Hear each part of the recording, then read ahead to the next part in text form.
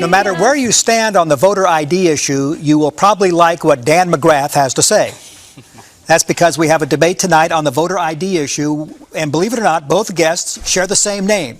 Now, Dan Vote Yes McGrath represents the group Minnesota Majority.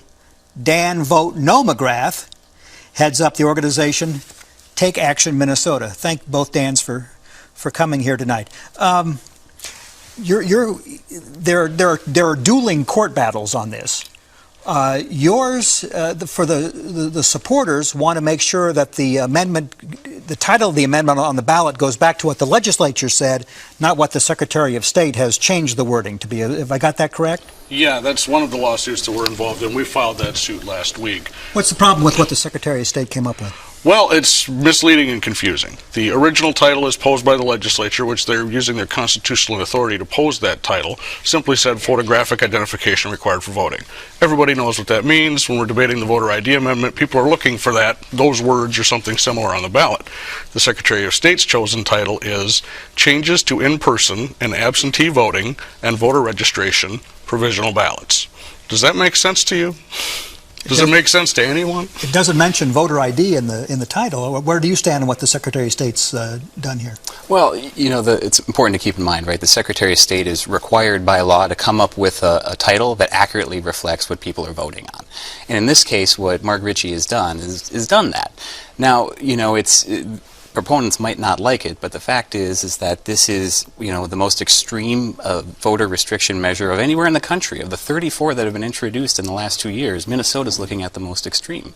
It's going to end same-day registration and absentee voting as we know it in the state. That'll directly impact more than 700,000 eligible voters. And on top of that, it's going to cost $50 million to implement and tens of millions of dollars to maintain. So when voters are being asked to vote on this, they should understand what lies beneath. Now, Dan, you're disenfranchising voters with something like this. That's what the opponents say. That's what they're saying. It's absolutely ridiculous. In every state that's implemented a voter ID requirement, voter participation has gone up. They've brought their claims of disenfranchisement to federal court in Georgia, to the Supreme Court in Indiana, and the courts found no one that would be unable to vote because of a voter ID requirement. This notion that election day registration is going to be eliminated by the voter ID amendment is ridiculous on its face. The amendment doesn't say anything about election day registration. Let's get the facts. It would require a statutory change to do that. The governor would have to sign it. So unless Governor Dayton wants to get rid of election day registration, it's just not going to happen. All right, so let's be clear about one thing, right? When he's referring to voter participation going up, in 2008, Barack Obama was on the ballot, and an unprecedented number of people of color and young people turned out to vote, unlike anything we've seen in the country's history. Now, in reaction to that, we've seen these measures introduced all across the country. What drove voter participation was Barack Obama on the ballot. It had voter ID and these other assorted measures that you're proposing here have done nothing but try to reduce the vote. And of course, it's important to keep in mind that, you know, the sample size is still relatively small. We're looking at the 2010 election. But think about it. You're making it harder, if not impossible, for 700,000 eligible Minnesota voters to cast a ballot. That is going to mean fewer people at the polls, and it's going to mean people who play by the rules don't get to participate in this democracy. That's not right. Now, you know that there's no one that's incapable of getting identification in the state of Minnesota. Would there be a charge for the ID? No, the constitutional amendment is very clear that ID will be provided at no charge. And even people that are missing birth certificates, there's a one-page variance form they can fill out to get their ID. It's very simple. The voter ID amendment will make it easy to vote, but hard to cheat. Yes. So, you know, and again, I think the other Dan McGrath here goes and misrepresents the issue. It's true that the state would pay for an ID. It won't pay for the documents you're going to need to get that ID. The other things that people need, I mean, think about it. This amendment turns voting from a right into a privilege based on money to get an ID, time to go travel to where you need to get it, and then transportation. You know, in rural Minnesota, it could be upwards of an hour to 2 hour round trip to a county seat to get an ID. So it's not just about the money to get an ID, it's about the assorted hassle that proponents of this measure want to tack onto the voting system. You mentioned this amendment, if passed, would make it easy to vote, hard to cheat. But there's been studies that have shown that there's zero proof that these laws prevent fraud in states that have the laws. Well, I don't see how that makes any sense. If you look at election day registration in Minnesota, where you don't have to provide any identification, you can provide any name, any address, and they'll check it out later after you cast the ballot. And what we found is that when we do check it out later, thousands of people turn out to be unverifiable. that would be prevented by voter ID. It's just that simple. Now, there's another lawsuit, and are you one of the groups involved in this that called the wording vague and misleading and wanted taken off the ballot, the question taken off the ballot? Take Action Minnesota is not one of the folks bringing that suit. Do you support it? Or? We do, yeah.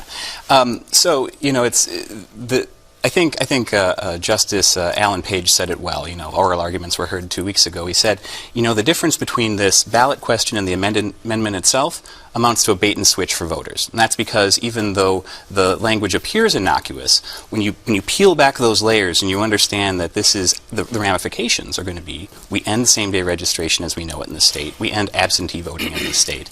It's going to cost tens of millions of dollars. You know, when you peel back those layers, it's like an onion, right? This thing stinks.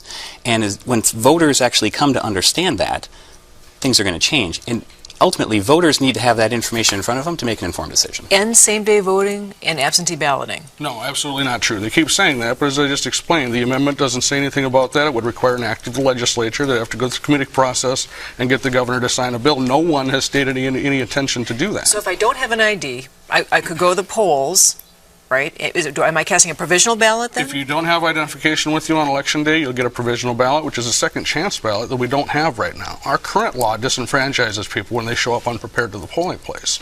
Provisional ballots will be a safeguard to make sure that no one is ever turned away without the chance to vote. Well, let's talk about who actually will lose their right to vote under this. So you mentioned the idea of having pre-approval, knowing who voters are on election day.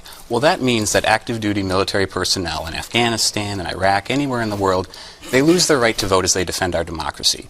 And that's because the way this amendment is written, it requires that voters provide substantially the same verification just as people voting in person. Well, how do you show a photo ID from Afghanistan, and how do you prove your residency in a polling place in Minnesota from Afghanistan? Well, absentee voting, first of all, is hardly going to change at all. People are already required to put their ID number on their absentee ballot But you're envelope. requiring a photo identification. How do you show a photo ID, Dan? And soldiers, military absentee voting is governed by federal law, the UOCAVA law and the MOVE Act, and no state law or even a constitutional amendment can override that federal process. Soldiers will be able to vote, period. But in fact, state law is actually what governs eligibility. And again, no soldier can actually show a photo ID from Afghanistan. Soldiers will vote under the federal process. There's no way that the state of Minnesota can interfere with that. Have to leave it there. Thank you, fellas. Appreciate your time. Best of luck to both of you.